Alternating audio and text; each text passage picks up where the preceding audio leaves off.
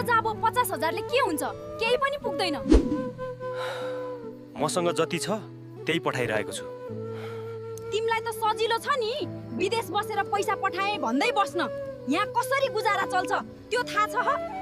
ल आजकल मसँग त ठिकसँग बोल्दिन अनि यहाँ यति हाँस्दै। सायद म नै बढी सोच्दैछु कि विश्वास गरौँ कि शङ्का गरौँ।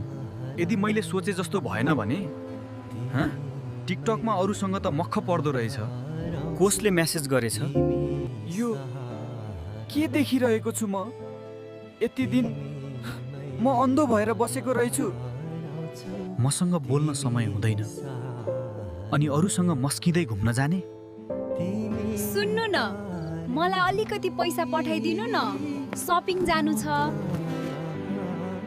पैसा अरूसँग घुम्न जाँदा चाहिँ पुग्छ, मसँग माग्न लाज लागेन? के भन्नुभएको हो? मैले त केही बुझिन। नाटक नगर, सबै देखिसकेको छु मैले।